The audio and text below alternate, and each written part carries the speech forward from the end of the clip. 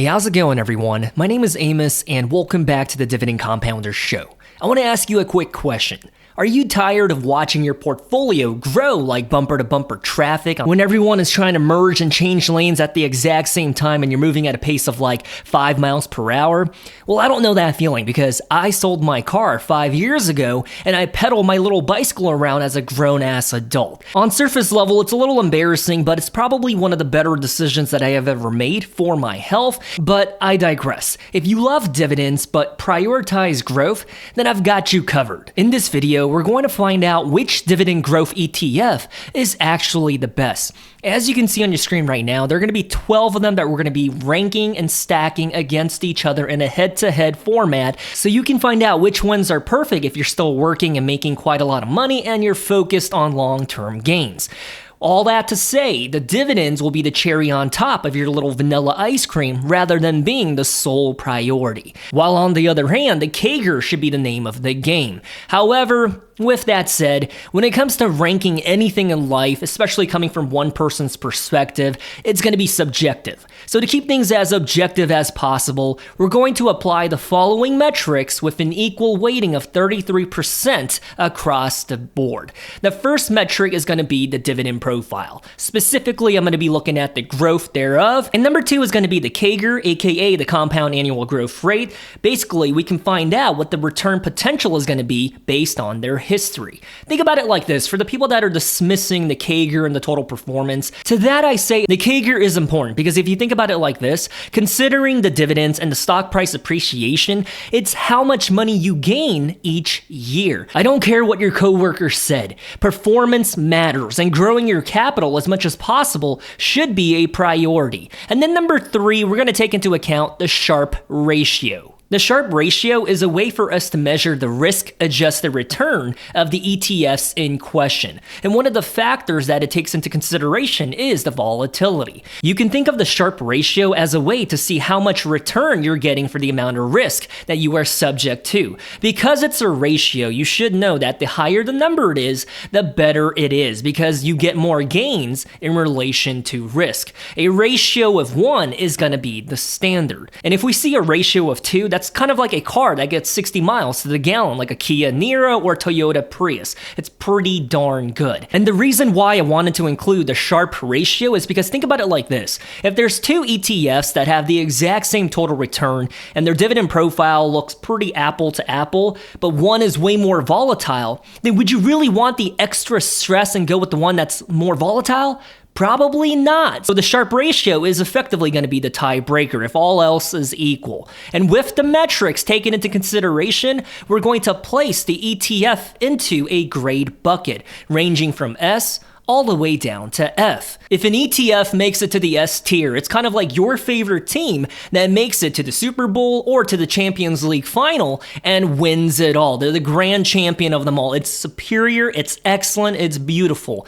If it's an A tier ETF, you can think of it as how they get to the championship game, however, they lose, so they get the second place trophy. So it's still pretty good, but they're not the best S tier. And as we move down the totem pole, it gets worse and worse. A C for me is going to be average. It's not the greatest thing in the world, neither will it be the worst thing in the world. And when we think about the E tier, it's kind of like you make your weekend trip to Costco, you avoid all the crazies out there that are hitting your cart with their cart, and then you decide to pick up one of those new dad shoes that you see on sale for $10 off, you put them on, you go home, you take your dog out for a walk, and you step on a fresh piece of gum somebody spat on the sidewalk. It's a terrible feeling, it's not good, but at least you still have a new pair of shoes on your feet.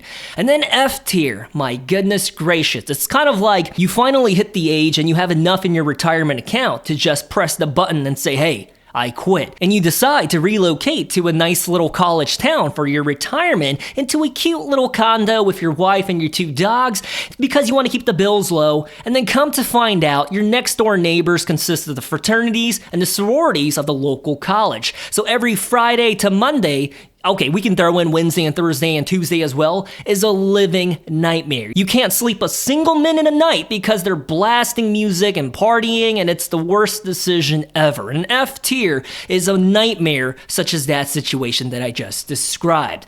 With all of that said, let's go ahead and get into it with Dividend ETF number 1, VOO, which is Vanguard's take on the S&P 500. It consists of some of the biggest companies operating in the US. This includes Nvidia, Google, and Microsoft. The S&P 500 is the standard. It's what investors refer to as the market. And as investors, we try to beat the market as a benchmark, as the standard. So why not invest into the standard? And as you can see on your screen right now, they are considered a 5-star ETF as rated by Morningstar. And as we jump over to take a look at their dividend profile, right now their current dividend yield is sitting at 1.2%, which I don't care too much about. It's the growth that we should prioritize, correct? Year over year, this dividend payment of $6.70 is growing at a rate of 5.4% year over year. And when we take into account the past 5 years, then it's growing at a rate of 3.7% each single year. And when we take a look at their dividend payout in a visual format, I think this is nothing short of beautiful. This is spectacular. This is exactly what you want to see in a dividend growing ETF. In 2015, you were effectively paid 98 cents every quarter or 3 months, and as you fast forward throughout the years, now you can expect about $1.73 every quarter. When I see VOO's dividend profile, it's chef's kiss. And to help keep my thoughts organized, I'm going to be inputting what we talk about into this spreadsheet so that later on in the video, if we do need to make some adjustments or move some ETFs from like a C to a B or a B to an F, we can reference this spreadsheet. So is it fair to say their dividend profile overall an A for now? They have set the tone pretty high. That's VOO. And we're going to be comparing VOO to VTI, which is Vanguard's take on the entire US stock market. When you think about all of the big fish in the sea and all the little minnows as well, well, they're represented in VTI. As you can see by Morningstar's little label here, it's a one-stop shop for all the US stocks. So when you think of VTI, it basically has diversification across the board and exposure to all of the small cap winners in the market. That includes mid cap and large cap as well. Not a bad ETF. And as we jump over to their dividend profile, their dividend yield is 1.2%. It's not juicy, but it is modest, right? The annual dividend payout is $3.67, and year over year it grew at 7.6%, but I care more about the past 5 years. And in that case, it's going to be 4.81%. So this number right here is growing at a rate of 4.81% year over year, which I would argue is pretty darn good. And when we take a look at their dividend payment history in a visual format, it's going from 50 cents every quarter to what it is today of 94 cents every 3 months. This is fine and dandy. I like it. This is awesome. And when we put VOO and VTI in the exact same timeline in order to measure their performance, their CAGR, and their Sharpe ratio, we're going to be thinking about January of 2016 all the way up to January of 2025. So with $10,000 invested into VOO, it would have transformed into $34,000. For VTI, that would have been $33,000. This is what I care about, this number right here, the CAGR, the compound annual growth rate.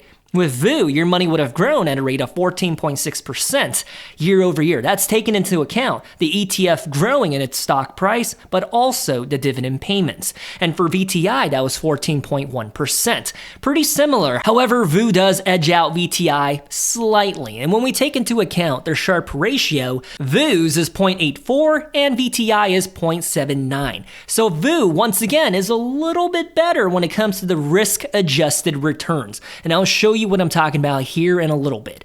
As we scroll down and take a look at their worst year, which was 2022, when we think about VTI, it would have gone down by negative 19.5%. Whereas VOO, on the other hand, they only went down, I say only, they also went down by a lot, but they went down by negative 18%, meaning the volatility is not as extreme when it comes to VOO, and that's why we like the Sharpe ratio. So the CAGR for VOO was 14.65%. Their Sharp was 0.84. And then when we think about VTI, their CAGR was 14.18% and their Sharp was 0.79. And now you can see why the Sharp ratio is a really good way to be a tiebreaker. I would rather my money go down by negative 18% versus negative 19%. Yeah, it's only like 1%, but it still makes a difference when you're trying to figure out who the best is. But I think all things taken into consideration, both VOO and VTI make a lot of sense. Yes, VOO is a little bit better. However, I think as of right now, I think VOO should be in the B tier. I am just pulling on your nipple. They're absolutely not B tier, because B would be slightly above average, correct? I think VOO is solid. I think they belong in the A team right here. And because they're also in the A club, I think VTI makes a solid case for why they belong right next to them. However, if we were being really picky, then I would say VTI would be an A-, whereas VOO is just a straight up A grade. But so far, I would say both of these ETFs make a lot of sense and they're both sound. The next dividend growth ETF is going to be SCHD, also known as the Charles Schwab US Dividend Equity ETF. They follow the Dow Jones 100 Dividend Index. Essentially, it makes up the top 100 quality dividend payers, but avoids the big dogs in tech. And the screening process for SCHD is pretty good. It's pretty strict, and I would argue it's the golden standard in the dividend investing community for a good reason. You're about to find out. I'm about to put you on, and you're gonna know why SCHD is the golden standard. And by the way, I speak very highly of SCHD and I still don't own any shares of it. So I'm not saying all that from a biased background, okay? Just to be clear with you, I love you. SCHD's current dividend yield at 3.6%, that's pretty sick. That's awesome. That's juicy. And their year-over-year growth for this number right here of 99 cents. By the way, SCHD just went through a stock split, and that's why the share price looks a little low at $27 a share. But anyways, they're growing this number right here of 99 cents every year at a rate of 12%. And you might be like, dude, that's just a one-off year. SCHD probably does not do that or sustain that number, right? However, when we jump over to look at their 5-year average, well, it grows at a rate of 11.5%, meaning every single year within the past 5 years, on average, your payout would have grown at a rate of 11.5%.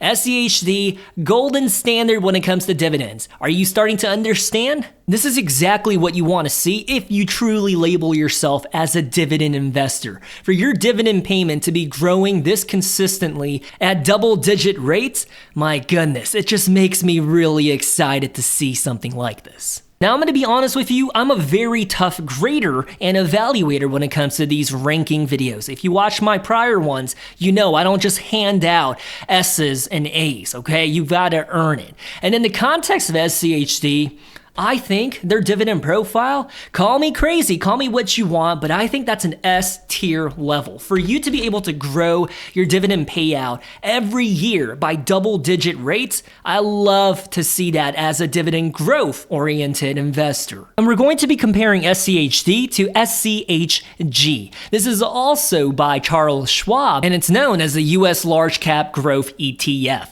Essentially, you can think of it as the big market cap companies with growth qualities about them. And some of the metrics that they take into account for you to be a part of this club, well, the top line needs to be growing year over year. The top line is also another way to say the revenue. The stock price needs to have appreciation potential, meaning it's not going to stay stagnant. And then number 3, the reported earnings need to be consistent and growing. And I think it's worth mentioning that when you take into account SCHD's breakdown of their portfolio allocation, about 49% of the portfolio is allocated towards tech. And the biggest weighted holdings is going to be Apple, Nvidia, Microsoft, Amazon, all of the big name players and the ones that are just crushing it year over year, at least for the past 5 years. And when we take into account SCHG's dividend profile, their dividend yield, nothing to write home about. At that point, you're basically just giving a dividend as a treat. It's not something that you invest in for that dividend income. 0.39%. And year over year, it grew at a rate of 14%. But something that I do want to call out is when you look at their 5-year growth rate for their dividend, it's negative 0.3%. So upon further inspection, I found out that SCHD pays a special dividend on top of their regular quarterly dividend.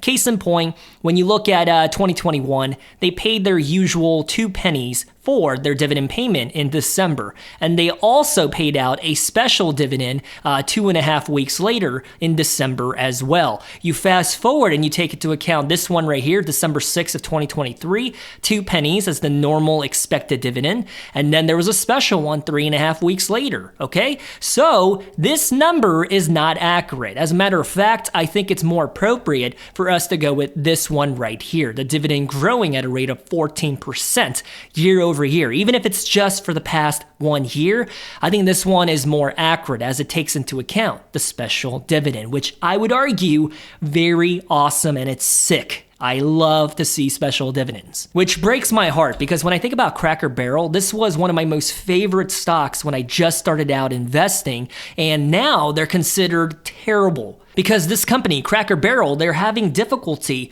resonating with the younger generations, and then their usual core audience, the older folks, the boomers, they're not visiting Cracker Barrel as often as they used to. But all that to say, even like 5 or 10 years ago when this company was thriving, when I was invested into them, I'm no longer invested, but when I used to be, this company used to pay out a special dividend because they had more cash on hand than they knew what to do with. Case in point, almost every single year, you could expect to get a special dividend that was absolutely outrageous. Every quarter, you would expect like $1.50, and then bam, you get $4.70 for your special dividend. And then of course it goes up $1.20 for your usual dividend payments, and then bam, you get hit with a $5 special dividend. After the pandemic, this company has not been the same. And as a matter of fact, I would label them as disgusting, as they are struggling right now financially. Their fundamentals are decreasing year over year. And as you can see right here, they are a dividend cutter. It breaks my heart to see that. And so when it comes to SCHD, I know we said we care more about the dividend growth than the yield itself. However, the yield does make up a huge component of the dividend profile. So I don't know if I can fairly, with an honest heart, say that it's an S. I would have at least liked to see a dividend yield of at least, is it too much to ask for at least 1%? Please, 1%. They couldn't get that done. However, they do pay out a special dividend, and they're growing it at a rate of 14%. So please don't call me a racist or a misogynist, but I think this is going to earn SCHG a grade of an A+. I think that's fair. And when we assess the performance of SCHD to that of SCHD in the exact same timeline, what you see right there, to see their performance broken down, well, with SCHD, that 10 grand would have transformed to 29,000, which I think is respectable with a capital R. But on the other hand, when you think about SCHG, that 10 grand would have turned into $46,000. And I'm not saying past performance is indicative of future gains, but what I am saying is based on history, we can see what kind of stock market performer that an ETF can potentially be based on their holdings, their strategy, and their allocation distribution across sectors and industries. And when it comes to SCHG, their CAGR, my goodness gracious, your money would have grown at a rate of 18% year over year. I am absolutely infatuated with SCHD right now. And I'm not trying to say that SCHD's very humble 12.4% gain year over year is terrible or anything, but it kind of pales in comparison to this number right here. And when we take into account their Sharpe ratio, you would think that SCHD would have the upper hand, but they don't. It's a lower value ratio than that of SCHG. Let's go ahead and see how that plays out. In 2022, when both of these ETFs dropped into the negative, with SCHD, your money would have dropped by -3%. With SCHG, your money would have dropped by -31.8%. My goodness, that is heavy. Could you sleep soundly at night knowing that?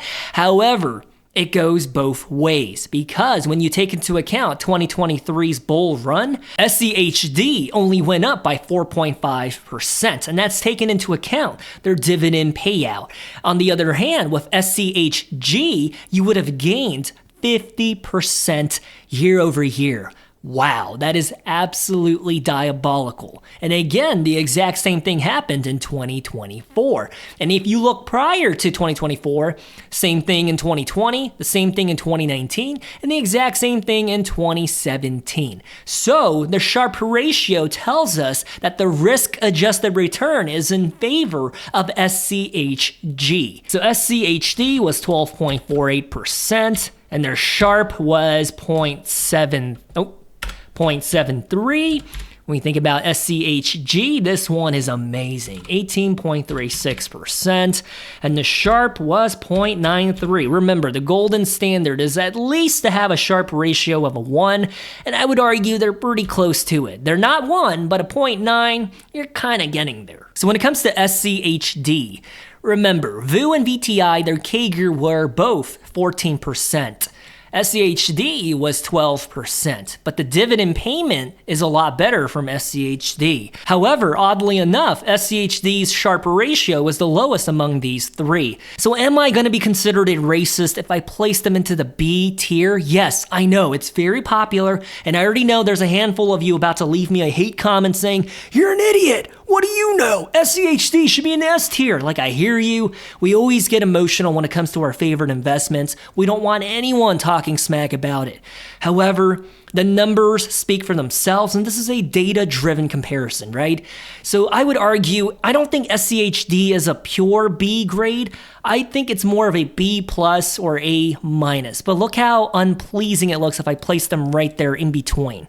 So I think I am going to place them right here into the B tier. On the other hand, when it comes to SCHG, their numbers were absolutely diabolical. They earned it. I think they're going to be in the A tier. No, I'm just kidding, not A. This is definitely the standard for what belongs into the S tier. Do you think I'm being okay here, or do you think I'm being off? Do you feel like I should bump SCHD to the A tier and then these two should be in the S tier? I don't know. We have a lot more ETFs to get through, so this is what it is going to be for now. Well, after what just transpired, asking you to like this video feels about as wise as buying a meme stock at its peak. But hey, if your little heart feels generous or you're mildly entertained by this video, then please go ahead and smash that like button. And I hear you. Your frustration, I can feel it through the screen. Placing SCHD into the category of B, it must be the biggest scandal of 2025. But remember, please remember this.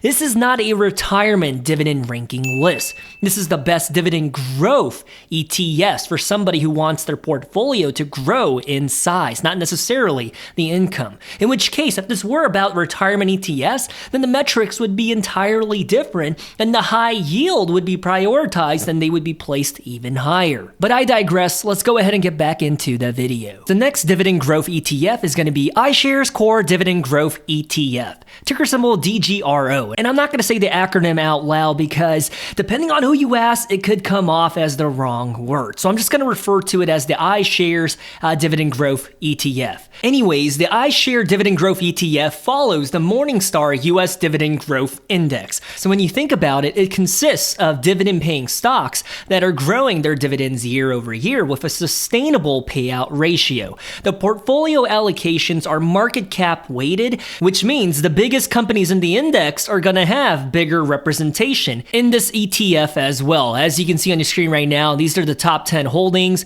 allocated by weight. So JP Morgan Chase, J&J, AbbVie, these are all blue chip companies operating in the US. Pretty solid mix. And as we take a look at iShares Core Dividend Growth ETF's dividend profile, dividend yield is 2.1%, which is better than VOO and VTI. The annual dividend payment is growing at a rate of 5% year over year. And when we take into account the past 5 years, it's growing at a rate of 8% year over year, which is pretty good, I would argue. When we take a look at it visually, this is what it looks like. It's a good picture, except what's going on right here? Oh, that's a special dividend. As you can see right there, December 24th, 13 cents, and then you got a special one of 1 penny. So that's not a dividend cut. So it's growing from 16 cents every 90 days to what it is today of 37 cents every 90 days. A pretty good dividend profile, I'm not gonna lie. The dividend is growing at a rate of 8.28%. I think this is a B+. And now that we have taken into account some of the biggest dividend growth ETFs out there, I don't think it's fair for us to label VOO and VTI's dividend profile as an A. I think they're more so going to be somewhere around a B-. And I had to make this adjustment because they're growing their dividends at a rate of 3.8% and 4.8%, which, you know, if we're going to be honest with one another here in this therapy session, pales in comparison to SCHD and iShares dividend growth ETF, right? So I can't honestly place them into an A bucket when it's not the same as this. But when it comes to their overall grade, I don't think it changes anything. I think they're still a solid A. And we're going to be comparing iShares dividend growth ETF to that of WisdomTree's US Quality Dividend Growth Fund, ticker symbol DGRW. And this is WisdomTree's take on dividend growers, but they also take into account the return on equity and the return on assets. So if you care about those metrics, this dividend ETF takes those into account. So if SCHD is too old school and value oriented, then this one is the more growth oriented cousin. At least it is in my opinion from taking a look at it. And we're going to be referring to this dividend ETF as WisdomTree's dividend growth ETF, if that's fair. So iShares versus WisdomTree. Their dividend profile, their dividend yield is 1.5%, and they're growing it year over year at a rate of 1.9%. But what about the past 5 years? Past 5 years, then it's growing at a rate of 3.8%. And something that you do want to take into consideration is that the dividend payout frequency is every month, which I think is pretty cool for a dividend ETF. So as you can see on your screen right now, it is pretty cool to see a dividend payment of every month, but what is not cool is that dividend growth rate. It's pretty low. I would argue it's the lowest one that we have seen here today so far, 3.85%. Overall, I think their dividend grade is going to be similar to VOO and VTI for WisdomTree. Is that fair to say? A B-, which is not bad at all. I don't know why people think a B is a terrible thing. It's still above average, right? Even a C+ is still good in my opinion. A C? Then we're talking about a company or an ETF that is just average, the standard, just middle of the road.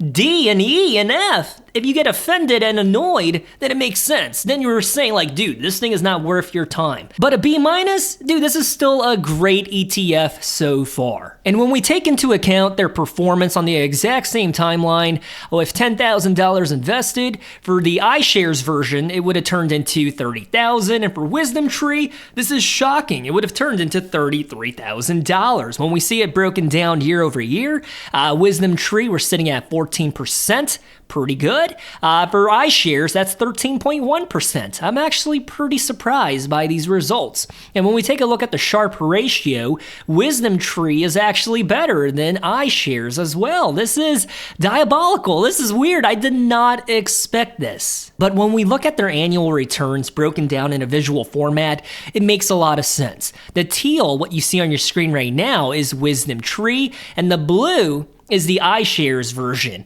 As you can see, it goes down further during a bad market, and then when the sentiment is good, WisdomTree, your money would grow bigger and further to that of iShares. But that's not a very accurate statement to make, because when we look at 2021, then iShares would have beat out WisdomTree. Likewise, when we take a look at 2019, it's the exact same situation. But in 2020, WisdomTree beat out iShares. So it looks like they take turns beating one another year over year. It just depends on when you look. If you want to cherry pick and say 2021, then you would say iShares is better. However, overall, in 10 years, WisdomTree is slightly better in all of the metrics in terms of performance and Sharpe ratio. So when it comes to iShares year over year CAGR, then we're looking at 13.11%, which is pretty respectable. Their Sharpe is 0.79, which I think is the exact same thing as VTI. Pretty strange coincidence.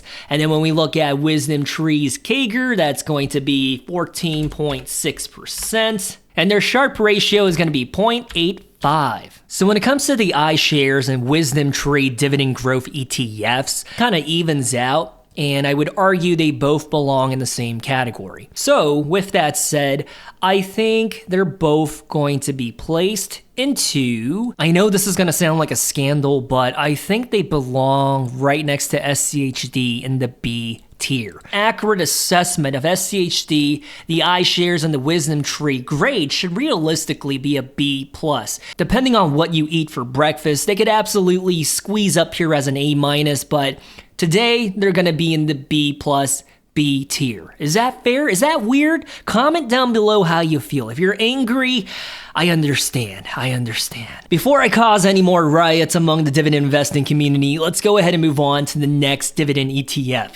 And that's going to be the iShares Core Dividend ETF, known as DIVB. This dividend ETF is unique because their strategy and portfolio includes dividend payers that are growing it, but also companies that are doing share buybacks. In other words, businesses that prioritize the shareholder with their leftover cash on hand. It's like getting a buy one, get one free kind of deal at Costco. You know that puts a big old fat smile on your face. So a very cool and interesting investing strategy. To compile all of the companies that are doing share buybacks into one ETF, sign me up. I really like it. And if you want to see the portfolio breakdown, this is pretty much what it looks like. You have Cisco as the biggest holding at 5% of the portfolio, IBM, Accenture, the consulting firm, JP Morgan Chase. Once again, these are all blue chip companies, DIVB. And when we take a look at their dividend profile, right now they pay a 2.5% dividend yield, which is not bad. It's decent. And year over year, the dividend growth, this one right here, went down by -5%. And it's not because it was a special dividend payment and it made all of the numbers wonky. No, because as you see the dividend payments broken down in a visual format, it looks like they were increasing it year over year up until September of 2023 when they paid out 38 cents a quarter, and then it just dropped. However, I'm going to give credit where credit is due. Since March of 2024, they have been increasing it, but maybe it was just a fluke year and they were just rebalancing the portfolio with their holdings, putting more weight towards one company, dropping another company, and just made everything a little sticky and a little messy. Because when we look at their past 5 years, well, then the dividend was growing at a rate of 14% year over year. So are we going to give them a pass on having a weird year-over-year growth for the past year? It depends on who you ask. If you can't forgive them on that, then I guess this number right here would not be accurate. But for me, I'm willing to turn my eyes a different way and give them that pass, because when we take a look at their history, it does seem to be stable and reliable, and it's growing. And I think what happened is their growth was just very aggressive from 2022 of 16 cents a quarter to what it was in 2023 of 38 cents a quarter. Effectively, it grew by almost 200%. And so I suppose it wasn't sustainable, but for the most part, I would argue their dividend profile and the growth thereof, I think it's pretty good. So the dividend growth is 14.26%. Dividend grade, because I know it went down year over year for the past 365 days, I don't know if I can, with an honest heart that's full of love, categorize them as an S, because we know that.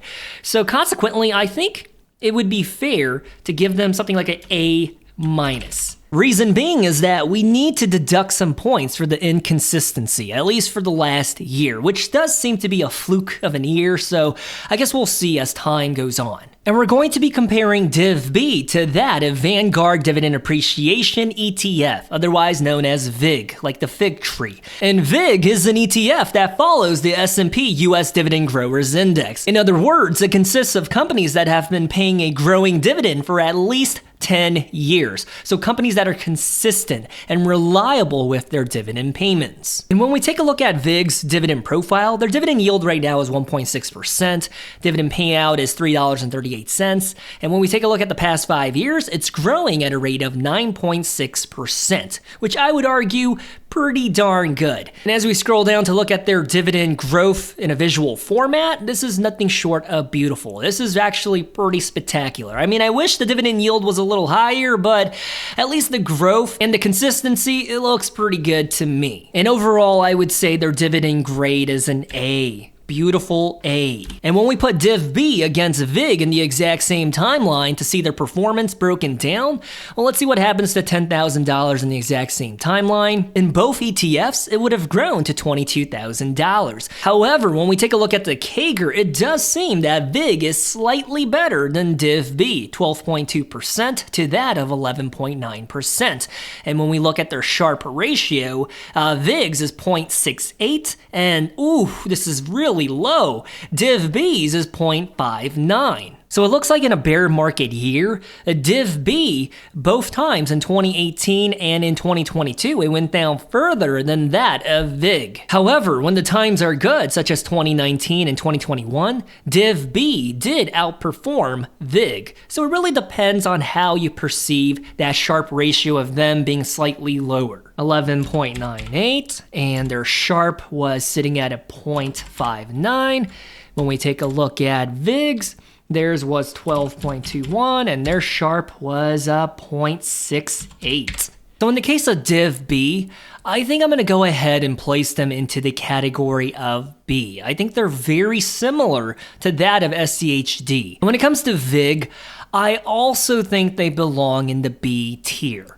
I know this might not be a popular decision, but based on the metrics and how they kind of average out, I think each one of these dividend growth ETFs averaged out to be a B grade. And above average, they're pretty decent. The next dividend growth ETF, the key word here being growth, is going to be Invesco's NASDAQ 100 ETF, ticker symbol QQQM. Now this ETF follows the NASDAQ 100 index, which is made up of mostly tech companies for the most part. And I say for the most part because when you look at their holdings, about 50% is in the tech space, 15% are in the communication space, such as T-Mobile, 14.7% consumer discretionary, stuff that you spend that you don't necessarily need, and then consumer staples, the stuff you spend because you do need to sustain your life, 5%, almost every sector and industry except the financials. And based on a recency bias perspective, the QQQ has been crushing the competition in terms of total returns for at least the past 5 years.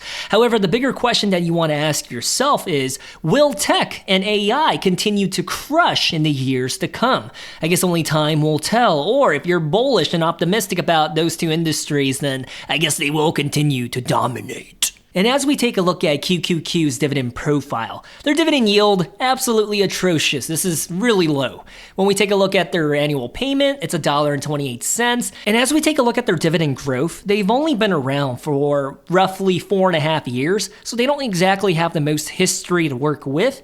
But as you can see on your screen right now, the growth rate of their dividend payment has been very impressive. This is an outlier, obviously, but year over year, it went from 39% growth, 19% growth, 16% growth. This is pretty impressive. So I guess it kind of makes up for the fact that 0.59%, pretty gross, but at least they're growing it at double-digit rates. 16.32% because the dividend yield is really low, but they're still growing it at a very astronomical rate. I think ultimately that's going to give them an A-.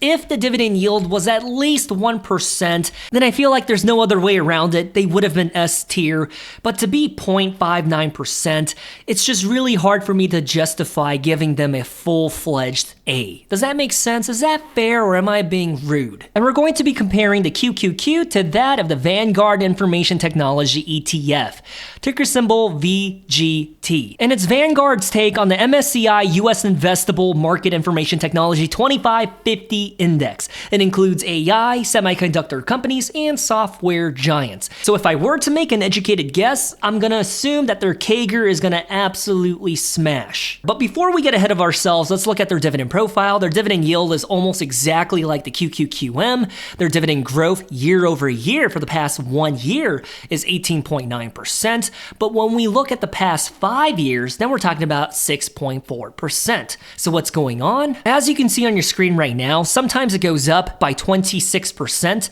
and other times it goes down by negative 0.5%. It really depends on the year. It's kind of inconsistent, but I think that's because when they rebalance their holdings, some of their stocks pay more dividends than others, and I think it really messes up their dividend yield numbers. But for the past 1 year, we got a gotta give it to them. The growth is 18.9%, but when you average it out, I feel like that's a more of an accurate assessment and take on their dividend growth picture. Do you agree? 6.43%. And based on what we saw of their dividend history and their profile, I think that's an honest B. It's above average. And when we compare QQQ to that of VGT in the exact same timeline to get an assessment of their performance, well, let's see what happened. $10,000 would have looked pretty similar side to side. With QQQ, $17,000. With VGT, it would have been $17,900. Which means the CAGR for the VGT is slightly better than the QQQ. And when we look at their Sharpe ratio, they're both around 0.6. CAGR was 14.07%, and their Sharpe was 0.61, and for VGT, we're talking about 15.41, and their Sharpe is going to be 0.65. And the reason why we're choosing the CAGR as a metric instead of the total return is because not all of these ETFs have been on the stock market for the exact same timeline. So when you look at it broken down year over year, it's a more fair take as to what their performance is. Because if we were to change this category to that of the total return, and VTI has been publicly traded for about 20 years, and we compare it to that of the QQQM, it wouldn't be fair because the timeline is very different. This one is 4.5 years, and this one is 20 years. So of course, this one is going to look so much better on surface level, but when you look at it broken down year over year, it makes it a little more fair and honest across the playing field. At least it does for me. It makes sense in my pea brain. So in the case of QQQM,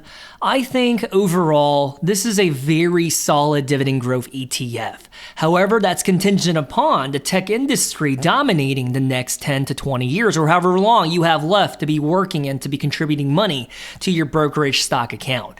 So I think, oh man, all things considered, I think they're a solid A+ of a company. I was going back and forth on whether or not they belong in the S tier, but I think it's a very solid A+ of an ETF. I think if QQQ's CAGR was above at least 15% year over year, I think that would have bumped them up to at least being an S-, but for the time being, 14% is still really good and juicy. I think that's a solid A+.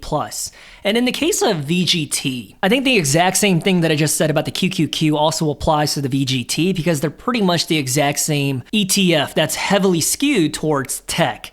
I thought VGT was an A- of a dividend growth ETF, whereas QQQM is an A+.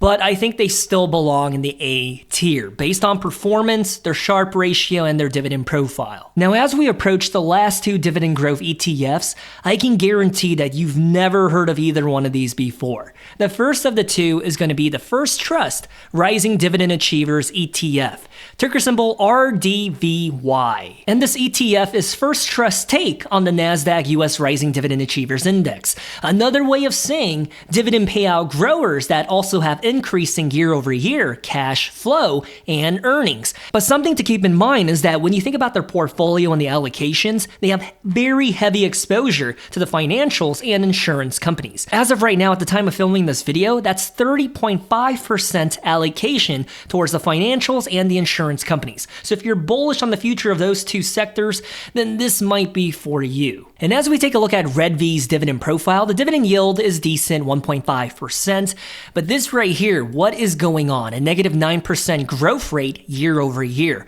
As we examine closer, their 5-year growth rate spits out 11.7%. So what is going on? As you can see on your screen right now, sometimes it goes up by double digits, like 25% year over year from 2018 to 2019, but other times it also goes down by negative 11%, like it did in 2020 to 2021. So it really depends on what this ETF is going to do depending on the year, such as in 2024, it went down by negative 9%. But in the big picture, their past 5-year dividend growth rate is 11.7%. That's the fact. However, it's inconsistent, meaning sometimes it might go down and other years it might go up. And when it comes to giving RDVY a grade for their dividend profile, it's kind of difficult, especially with a dividend growth rate of 11.8%, but knowing that it's inconsistent and you don't know if it's going to go down or up depending on the year that you invest into it, the uncertainty, I have to deduct a point from that S and I don't even know if I can give it a full A. I think what's fair is probably something closer to an A- when it comes to RDVY's dividend profile. And we're going to be comparing RDVY to another First Trust ETF known as the S&P 500 Diversified Free Cash Flow ETF, ticker symbol FCFY. Now, this ETF's portfolio strategy resonates with me because they go heavy into companies that have strong free cash flow growth, and they prioritize them based on profit margins, debt levels, and capital efficiency. However, you must keep in mind that it's only been publicly traded since August of 2023. It's really fresh. You don't know how they're going to behave or act during a bear market or in the long run. But all that to say, when we look at their dividend profile, their current dividend yield is 1.7%, and there's no growth because it's such a new ETF. So as we look a little further, we can see that in 2023, they paid out about 16 cents for the entire year in dividends, and then this past year they paid out 42 cents in dividends, which when you think about it, I feel like this is an outlier number because it's so new. We don't know if they can do this again next year. However, as it stands right now, their annual dividend payout growth is 165%, which is absolutely diabolical. That is bonkers. That is crazy numbers. If they can pull this off again and it grows at a rate of 165% for this year of 2025, that would be amazing. However, we don't know if they can do that or if they're going to execute. So when it comes to free cash flow's dividend profile, I don't know if we can honestly give them a grade for their dividend profile because we don't know how they're going to behave. I think let's just go ahead and give them an A because it did grow 165% year over year. Even if the time isn't on their side, what we have to work with, it looks pretty darn remarkable. And as we take a look at RDVY's performance against that of free cash flows on the exact same timeline, which is basically 1 year, let's see what happens. Your 10 grand would have grown to $12,000 with RDVY, and your 10 grand would have grown to $11,600 with free cash flow. When we look at it broken down in their CAGR, that's 21% for RDVY, and that's 15% for free cash flow. And when we take a look at their Sharpe ratio, that's a 0.7 for free cash flow, and that's a 0.94 for RDVY, which I would argue is probably going to be the highest ratio that we've seen here today. But because RDVY has a little more history on the stock market, they've been publicly traded since 2014, I wanted to do them separately. I don't think it's fair to just look at their 1 year performance because free cash flow only has like a year and a half of stock market history. And when we dive a little deeper, RDVY's CAGR for the past 10 years, year over year, is 13.45%, which is more accurate than just looking at their past 1 year performance. And then of course with free cash flow, we don't really have that much data to work with, but what we see right now is 15%. And at this point in the video, it has come to my attention that none of these dividend growth ETFs have achieved a Sharpe ratio of above a 1. So what I'm going to do right now is I'm going to go ahead and disregard that metric and take into consideration their dividend profile and the CAGR, with each metric having an equal 50% weighting. So I might have to revisit the ranking and grade system to move some ETFs around. But before we do that, let me just go ahead and put everything on the board first, and then we can start making adjustments. I think in the case of free cash flow, I think their 1 year performance is pretty amazing, but we don't really know how they're going to perform in the long run. We don't have much data and time to work with. So in their case, I think they're a solid B- to a C+. However, as of right now, I think we're going to just put them into the C category, but remember, we are going to move some stuff around. And then when it comes to RDVY, well, this one's a little difficult. And I say that because their CAGR was double digits, their dividend growth rate was also double digits, but it wasn't to the scale of that of SCHG. So I feel like when it comes to RDVY, they make a good argument to be in the S tier, but I think it's more fair to put them into an A+ final grade. So I think as of right now, I'm going to put them into the A tier. And now let me refer back to the spreadsheet because I do think we need to make some adjustments. All right, so after working with the numbers for 15 minutes, some adjustments need to be made. So starting from the top, I think SCHG does deserve to be in the S tier. Their dividend growth rate was 14%, and their CAGR was 18.3%. Astronomical, very delicious dividend compounder when it comes to the realm of ETFs. And in the A tier, unfortunately, I had to bump down RDVY into the B category. And I kept going back and forth on whether or not I wanted to bump up SCHD to the A tier because I thought overall they were a very solid B plus type of ETF. But when you think about their peers in the B category, they share pretty similar numbers, right? Like SCHD's CAGR was 12.4%. iShares dividend growth was 13.1%. WisdomTree's dividend growth was 14%. What's holding them back is their dividend growth rate. And for SCHD, I think it's solid numbers, but just not high enough to be A. So there you have it, folks. This is the best dividend growth ETFs ranked and stacked against each other. Now tell me, if you want to see a part 2 where we rank the best dividend ETFs for our retirement years, or if you just prefer income-focused ETFs, then you gotta let me know by commenting on this video. Listen, I'm a small YouTuber, so I read every single comment. Even when I get a comment from someone making fun of my high-pitched voice, I get it. It used to be my biggest insecurity, but it is what it is. I'm in my mid-30s, and at this point, I don't think it's gonna get any deeper. So based on what you saw here today, please do give me a comment. Give me some feedback. I appreciate reading what you guys write because unlike big YouTubers that just ignore whatever you post, I will respond to you. You have my word. And by the way, if you are a fan of the work that I'm doing on this YouTube channel, and let's face it, you've probably been watching this while pretending to work at your job, then you're going to love my Patreon. I drop exclusive content that never makes it onto YouTube. You can think of it as like the secret menu at your favorite fast food joint like In-N-Out, but with fewer fries and more insights. The Patreon is worth it. And believe me when I say that every little bit helps. At the cost of 1 cup of coffee, you could be helping out a small creator that makes content that you actually enjoy. Anyways, enough begging on my knees.